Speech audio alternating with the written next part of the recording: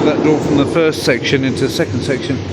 Just recapping on the first part of this, I was very interested to see, because the initial moment didn't look too great, and then all of a sudden, from the moment I looked at the first label, I realised it was actually a very serious project for really rare and endangered fish on the one side, natives on the other, some Mexican split tails, split fins, pardon me, they're good ears.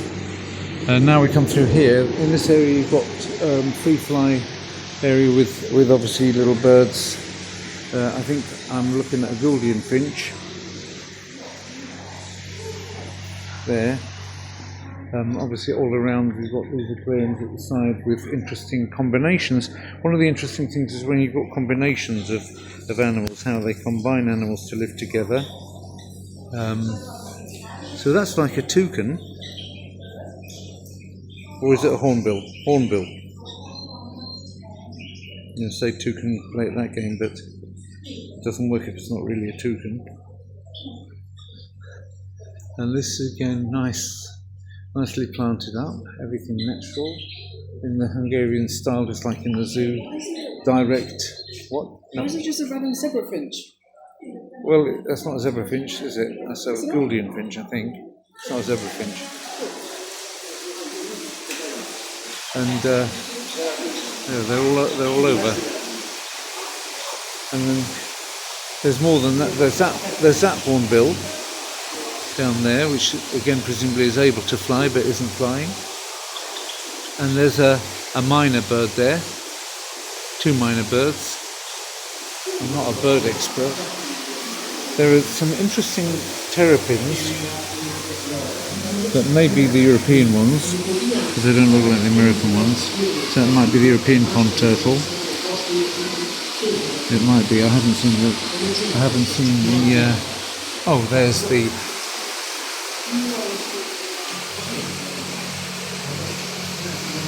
Red-eared slider turtle, Trachemis, used to be Pseudemis, Scripta elegans, so it is the American one, but it's just lost its red ears. Okay, so these are the ones you get in pet shops. Yeah, I can see it now, it's got red ears there. I used to have Billy and Hilda were mine when I was a boy. So it's interesting that they're kept together with monkeys. There's some marmosets up at the top, although they're not showing themselves at the moment, but they've been climbing up those rock faces. Monkeys. And the monkey that they have is called Cotton-top Tamarin. And there's also green agouti, which is obviously a rodent. I think it's a rodent. Yeah, rodent species. Look up there, the sign. That's a kookaburra. But is it actually alive? Is it? Hello. Kookaburra sitting in an old oak tree. Nice. Hello. That was me, by the way, not the bird. I'm trying to provoke it to do its call. Can you give me? Oh, not going to give me one. Okay, but we saw a beautiful flash of blue.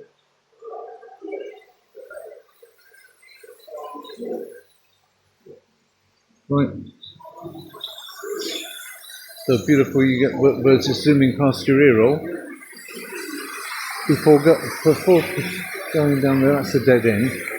But this one, they look like this. I think there's also a free fly from between there and their rainforest area. But just before going there, make sure I've got everything which is here, yeah? Oh, is that an anaconda? As you'd want, there's two of them. Or are they? Yeah, they look like green anacondas, but are they? No, it's a python. It is a reticulated python. That comes in a lot of patterns. And another sort of like, that's presumably a python that's albino form. That's not quite so uncommon. Rainbow boa from Brazil.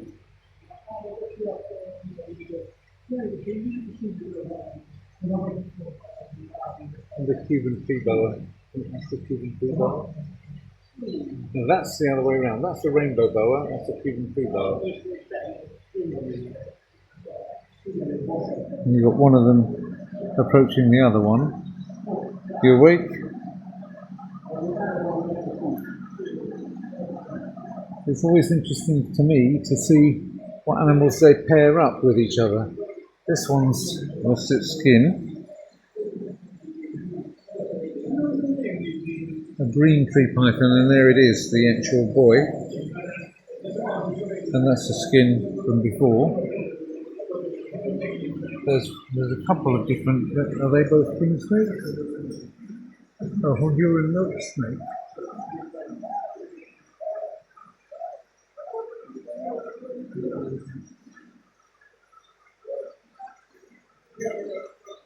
It's totally harmless, but because of its markings, it's really because it gets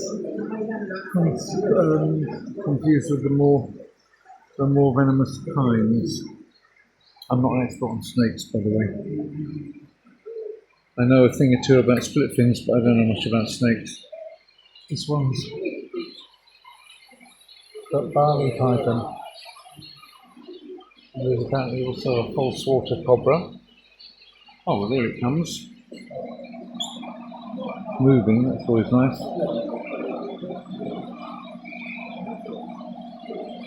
Oh, shiny face. Oh.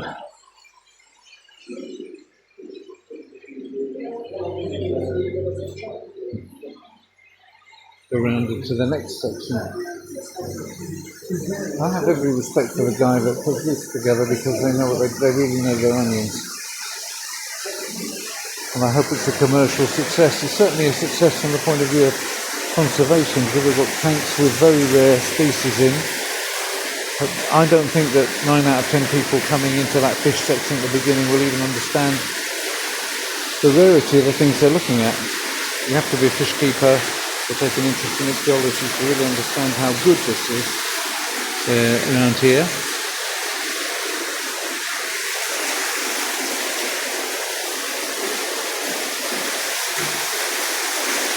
Please do not throw in anything, yeah.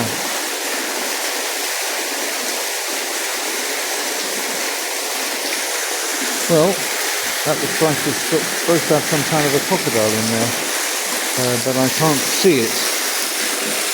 Oh, I can see plecos from above, some kind of pleco, and I could see some kind of cichlid over there, but I can't see.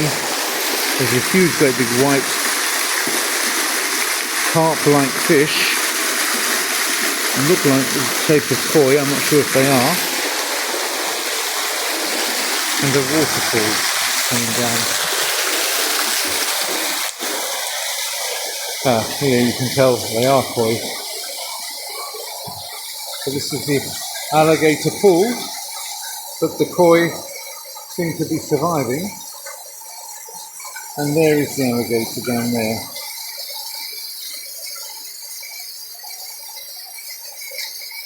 So, there's one way down and another way up. I don't know which way to visit it. Mississippi alligator.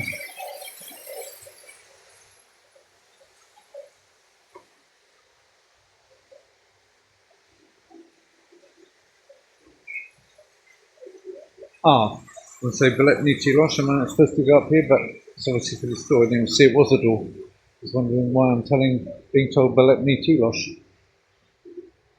Right. I shall make a third film.